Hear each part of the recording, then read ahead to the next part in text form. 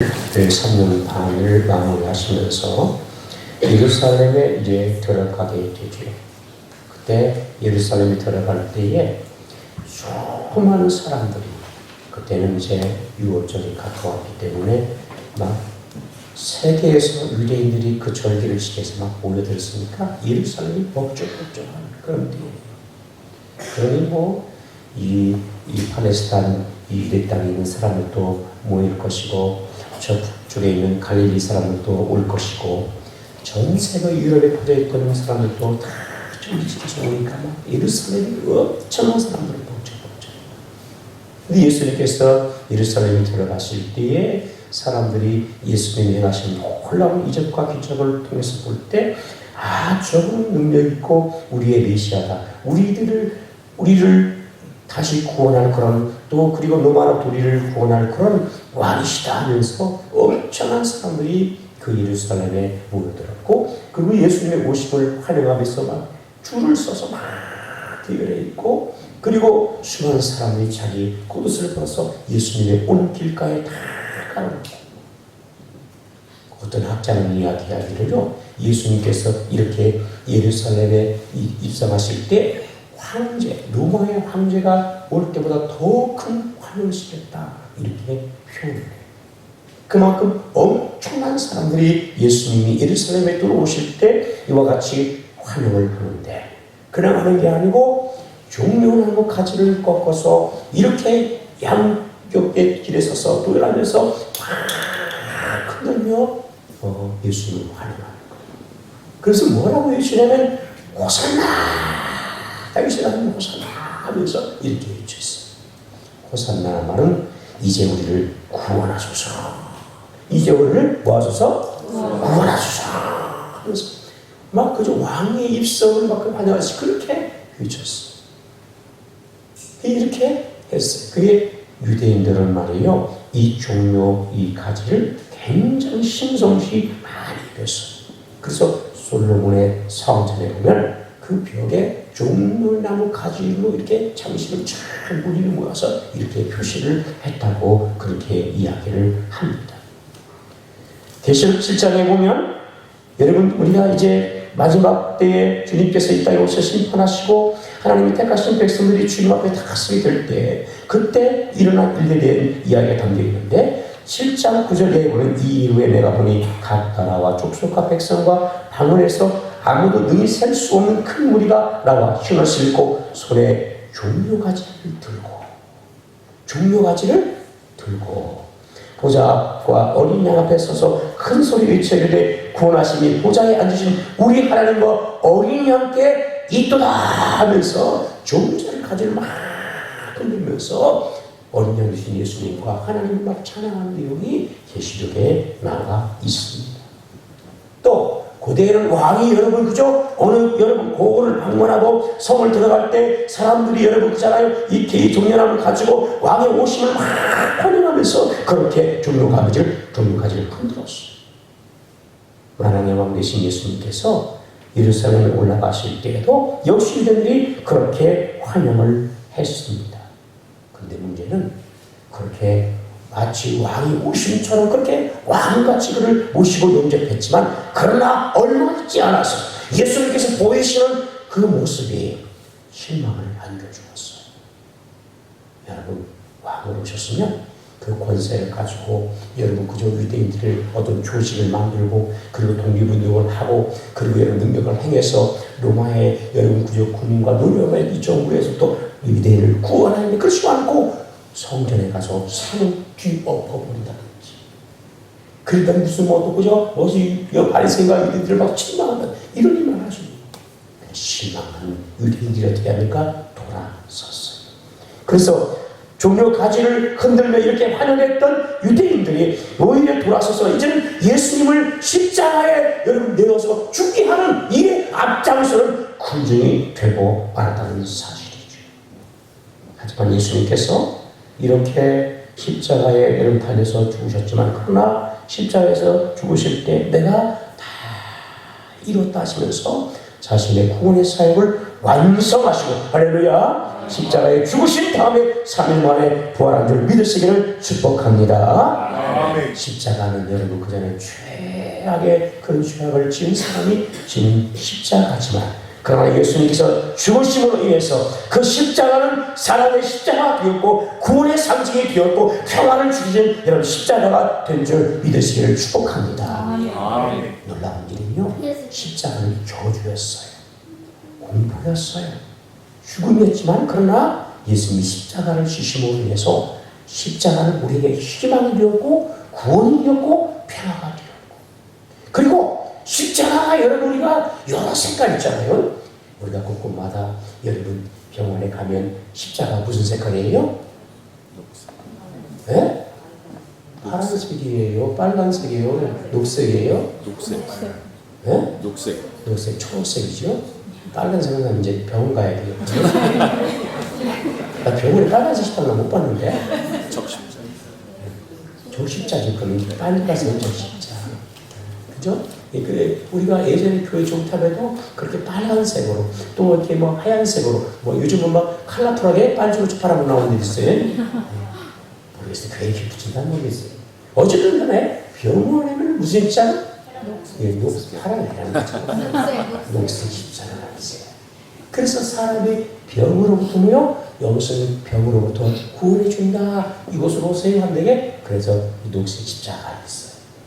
전쟁이 나고 자연적인 재해 사람들이 뭐 어려움 당할 때 고통할 때 여러분 고난 받을 때 거기에서 여러분 우리가 도와주고 구원해 주겠습니다 하면서 무슨 십자가? 빨간 십자가 저 십자가 되지 아셨죠? 네. 예수님은 여러분 그러나 우리가 모든 고통 가운데 여러분 우리가 오늘 열방의 길에 가야지만 그러나 주께서 이와 같은 인생이 받을 그런 최대의 지옥 가는 그 고통에서 우리를 건져주시길 믿으시기를 바랍니다. 주님은 우리를 멸망하기 위해서 구원하신 십자가를 우리가 지셨다는 사실이에요. 주님이 지신 십자가는 바로 이 십자가예요. 우리 기독교는 그래서 십자가의 종교다 이렇게 하고 기독교의 십자가는 사랑의 상징이죠. 믿습니다.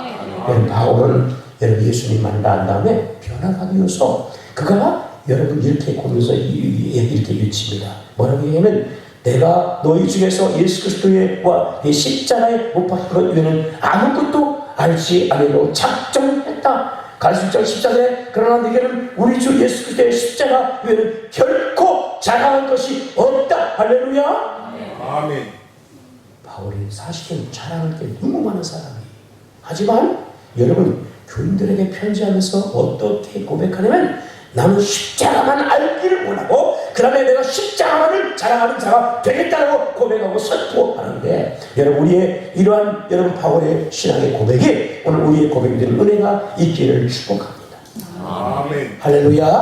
아멘. 우리 바울이 이렇게 고백할 수 있는 것은요 십자가의 은혜가 어떤 것인가를 너무너무 깊이 알았어요.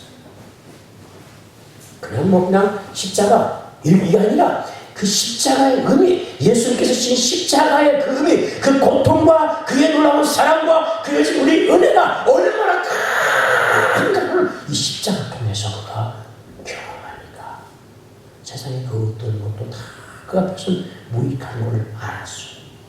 그 구원받는 길이 다른 게 아니고 오직 예수님의 그 십자가의 은혜를 통해서만이 구원에 이른다는 사실을 그가 깊이 깨닫고 이제는 십자가의 그런 은혜를 다 깊이 알고 할렐루야. 아멘. 여기 집중하고 그리고 이 십자가의 사랑을 전하겠노라고 그리고 자랑하노라고 그가 얘기한 것처럼 우리가 오늘 주님의 놀라운 십자가의 은혜를 다시 한번 회복해서 이 은혜를 우리가 누리시길 바라시고 그리고 늘 우리가 이 십자가를 자랑할 수 있는 그런 성도가 되는 은혜가 있기를 축복합니다.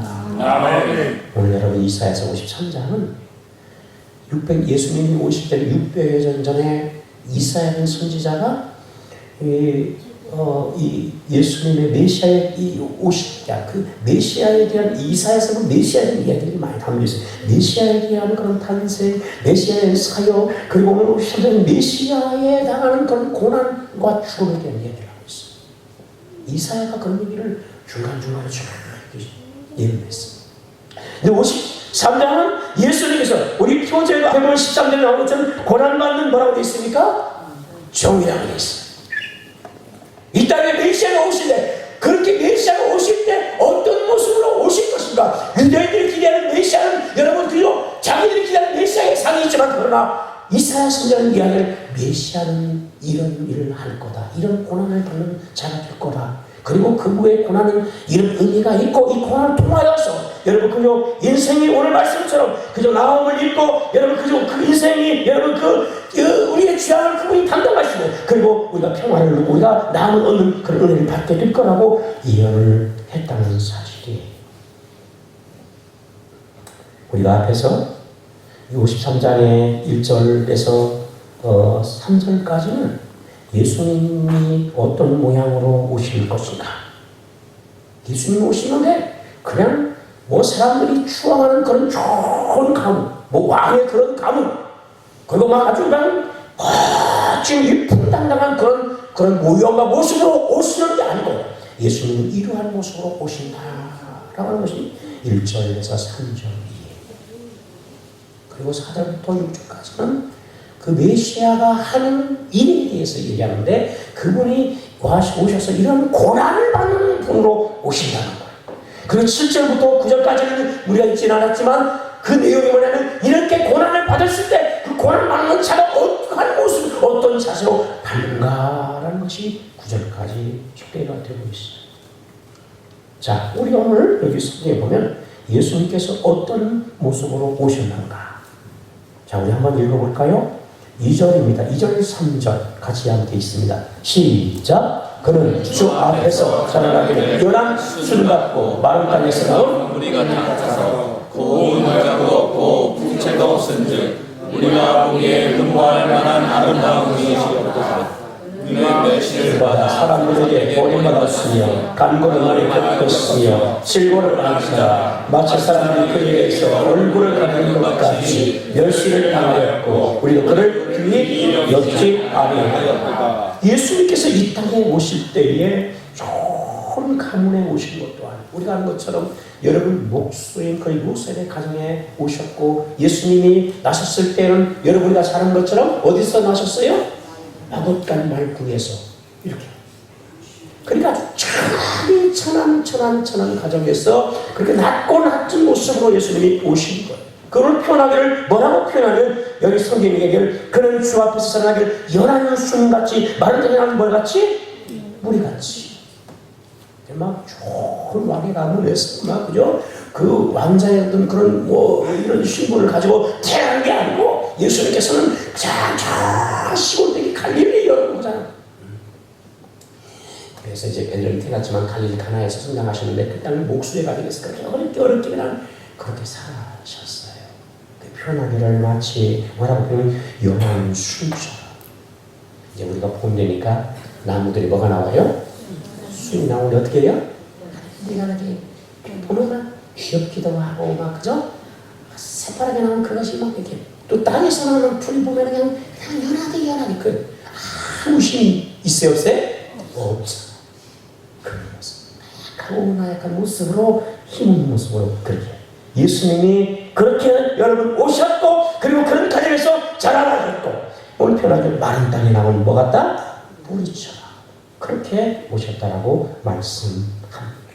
근데 그 모습이 오늘 보니까 고운 모양도 없고 풍채도 없고 우리가 보기에 흠모할 아름다움이 있다 없다? 없어요.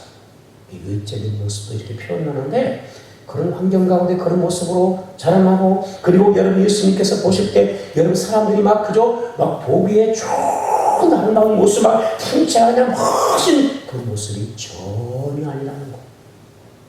우리가 가끔 보면 예수님의 모양을 뭐 그리는 그런 어떤 그림이나 이런 성화를 보면 사실 우리는 그걸 숭배하면 안 되는 기독교. 우리 개신교는 철저하게 천주교는 몰라도 우리 개신교는 그런 거 절대 반대 안 해요. 우리 개신교 그런 거 숭배하지 않아요. 그것도 좋아하면 안 되는 거예요.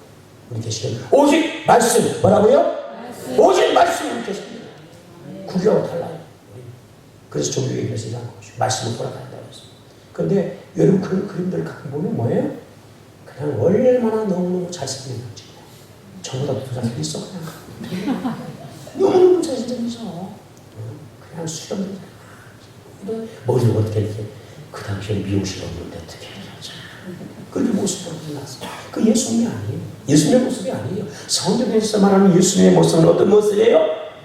이걸 보니까 그요 고운 모양이 없어요. 형체도 없어요. 보기에 얼마나 아름다운 것이 있어요, 없어요? 잘 있는 평범한 시골의 모습의 사람이에요.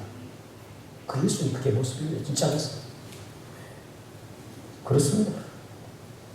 그런 모습으로 오셨어요. 그리고 오늘 보면 어떻게 여러분 그 3절에 보면 표현하면 그런 멸시를 받아서 버림받았고 간고를 많이 겪었으며 질고를 아는 사람 마치 사람들이 그에게서 얼굴을 가린 것 같이 어떻게 했다고요? 멸시를 당했다. 그러니까 예수님이 여러분 자라는 환경이나 가정이나 그의 모습을 전체를 볼 때 모든 사람들이 여러분 어떤 모습에도 예수님을 흠모하고 좋아하는 모습이 전혀 아니고 오히려 사람들이 이야기하기를 예수님을 멸시하는데 어떻게 멸시하냐? 오늘 보면 여러분 그 자리에 얼굴을 어떻게 하냐면 얼굴을 가려. 왜? 보기 싫다. 왜 보기 싫으냐? 여기 멸시라는 의미는 얼굴을 가렸다는 것은 우리가 구약에 보면 그 문둥병이 나오잖아요. 문둥병자들.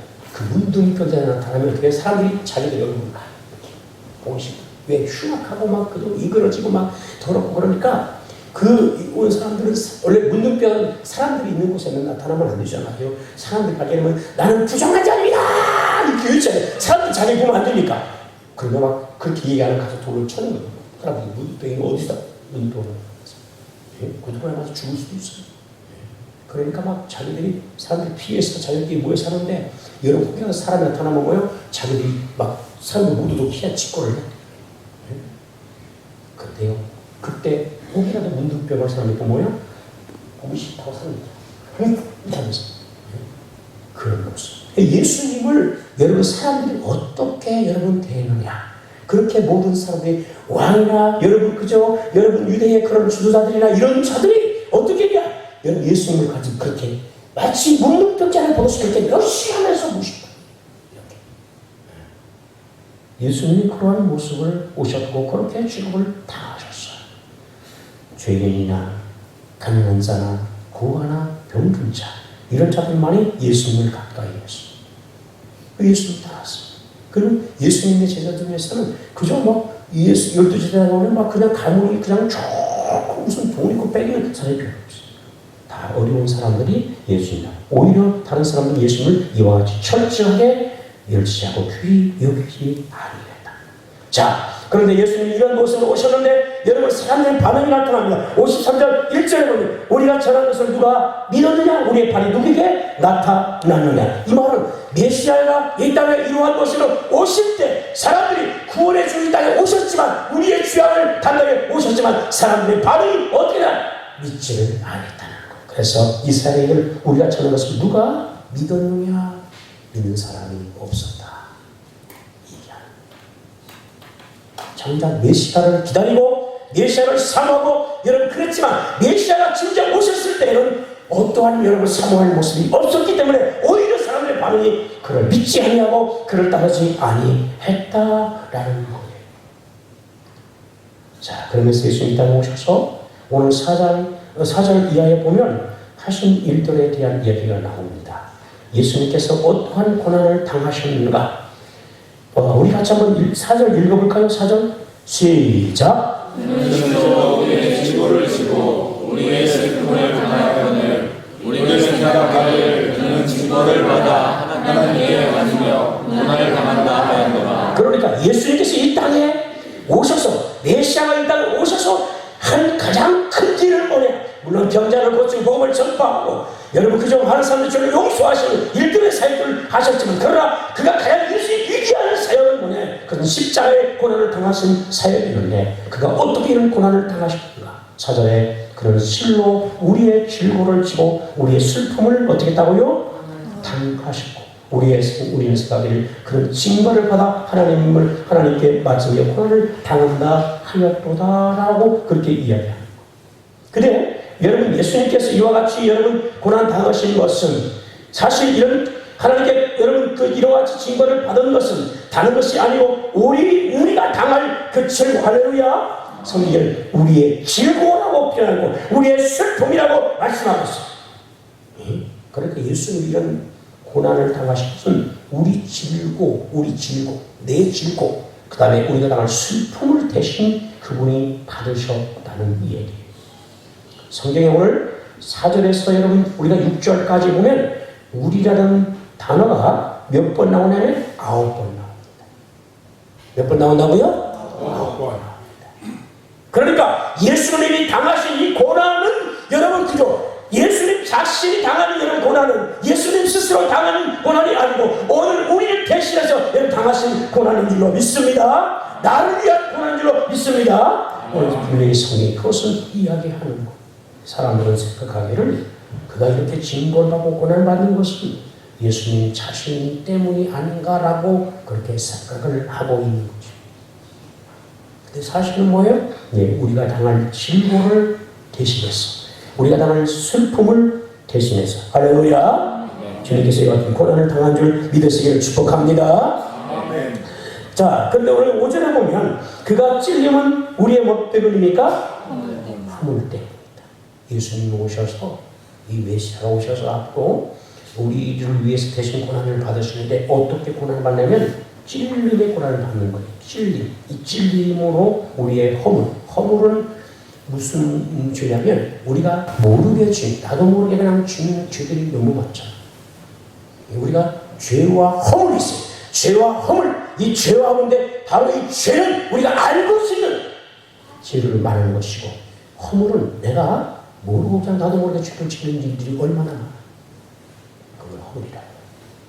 근데 예수님께서 이렇게 이 찔림을 당하신 것은 우리의 뭐 때문이다? 허물 때문이다. 예수님이 붙잡혀서 가셔서 신문을 받을 때 로마의 군병으로부터 여러분 그죠? 조롱을 당하기 시작하는데 어떻게 했어요? 가시콩포를 입히고 가시관을 엮어서 그리고 이 가시관을 머리에 씌워요.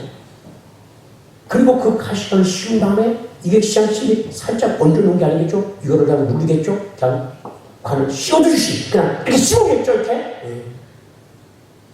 그리고 이 가시관을 씌웠을 때 꺼나지 않고 더 깊이 찔리다가 어떻게 하냐면 갈대를 가지고 가시관을 때리기 시작합니다. 그렇게 예수님이 가시관의 찔림을 당하셨고 그리고 이제 어떻게 합니까? 십자가를 지러 가실 때에 십자가의 양 손목이 이 손바닥이 아니고 손목에 이와 같이 여기 손목을 말하는 거예요. 지금 장이 찢어져요. 몸이 무거우니까 찢어져야 돼요. 그러니까 손목 여기다 그냥 대못을 그냥 발목으로 찔렀어요. 그리고 양발을 넣고서 그리고 거기다가 대못을 찢겨내는 찔리게 하신 거예요. 그건 왜 그러냐? 우리가 오늘 주께서 우리가 여러분 우리 생각과 머리를 찌는 그런 수많은 죄, 우리 손과 발을 그린 수많은 죄악을 위하여 주님께서 이와 같이 대신 주님이 찔심을 당하시고 피를 흘렸다는 사실.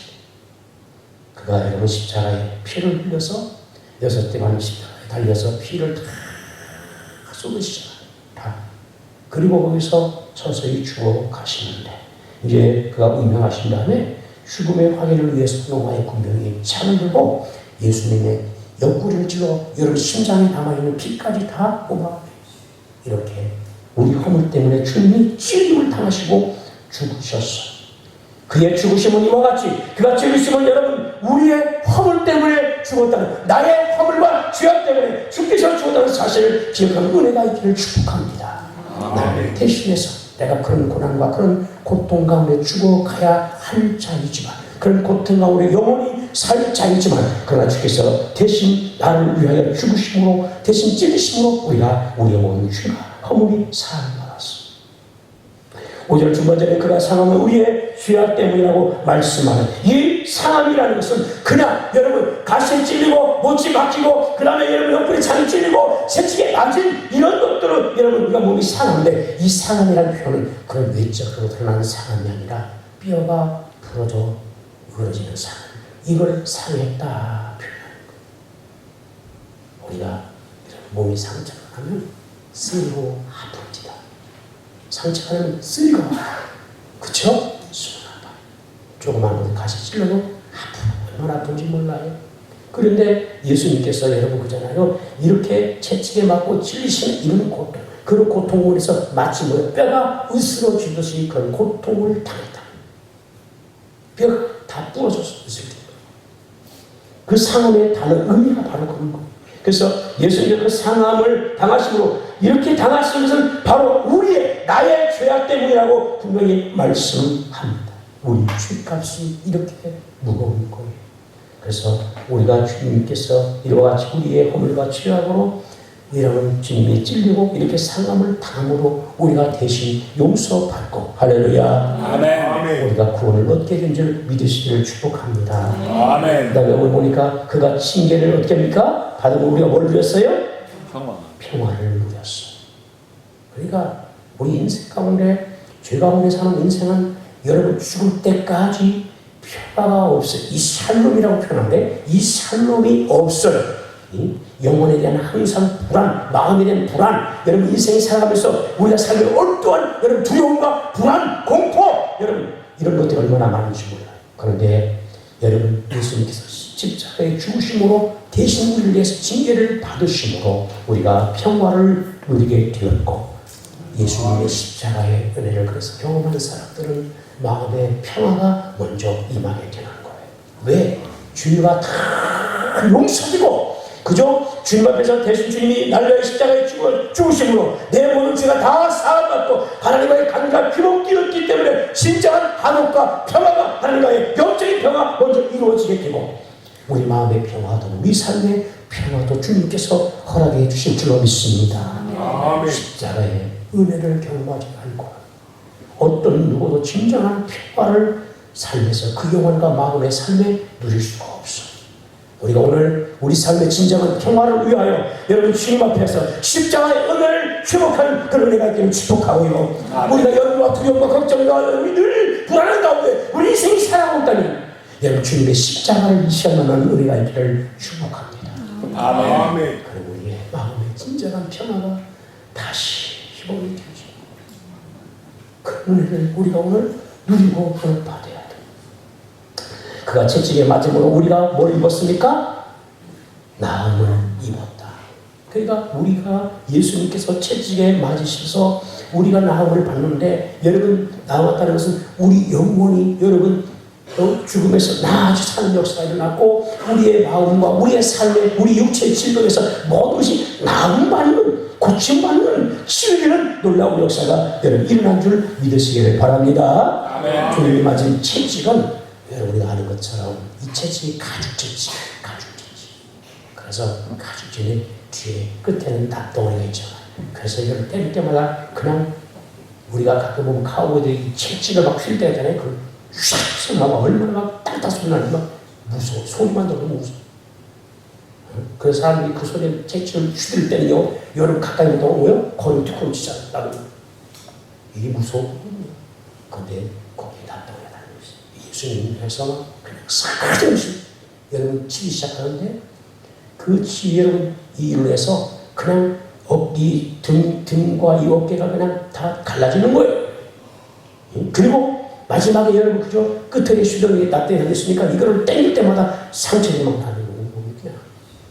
예수님께서 이렇게 등만 맞은 게 아니고 여러분 이 뒤쪽에 전체 등과 어깨와 그 다음에 이 허리와 엉덩이와 종아리까지 그냥 채찍을 다 가게 되는 거예요.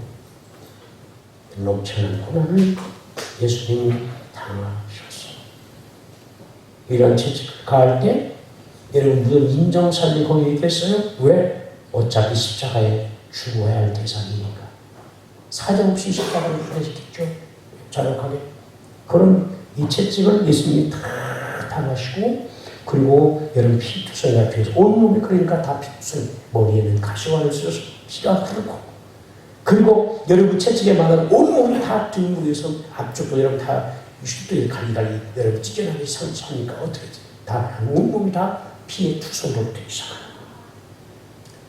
그리고 여러분 십자가를 지고 골고다 언덕까지 예수님이 가시는데 여러분 그 십자가의 무게가 그런 것 같아요. 십자가가 뭘 틀리게 십자가가 또 있는데 학자들이 이야기하기를 이 기둥을 세워놓고 그 다음에 이 뭡니까 이 가로로 된 것만 이렇게 얽지고 한다고 이렇게 얘기하는 분들이 있어요. 근데 그것만 하나 해도 한 60kg가 나간대.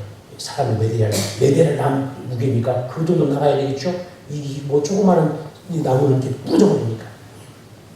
그 예수님 그걸 치고 가는데 넘어지고. 왜? 몸이 약해질 때 약해지고. 이미 피를 많이 흘렸기 때문에 그걸 감당할 수가 없는 거예요. 그래서 수없이 여러분 그렇게 십자가를 지고 하다 넘어지니까 여러분이 알면서 그래서 사람 시몬에게 대신 십자가를 대신 지게 하죠. 자신의 십자가도 죽어도 못하게 예수님이 그렇게 지키신 거예요. 그러나 마지막에 그분이 십자가에 달리셔서 여러분 피를 다 쏟고 물과 피를 쏟으신 다음에 십자가에 서서히 운명하셨어요. 이렇게 주님이 죽으신 것은 우리의 죄악 때문에, 우리 허물 때문에 주님이 우리를 위해서 대신 죽었다는 사실을 기억하고 우리가 그 십자가의 은혜를 이 시간 회복하는 그런 은혜가 있기를 축복합니다. 사람들 이야기하기를 1절의 말씀처럼 우리는 다 양같아서 그렇게 하여 각기 제게로 갔거늘 여호와께서 우리 모두의 죄악을 그에게 담당시키셨도다. 그러니까 우리가 어떤 존재냐? 양 같은 존재로서 그냥 지멋대로 살았다고, 각기 제게로 갔던 지멋대로 살았다고 하나님과 전혀 상관없이 지 마음대로 지가 하고 싶은 대로 원하는 대로 지가 살고 싶다. 주님과는 전혀 관계없는 삶을 살았습니다. 그분이 인생입니다.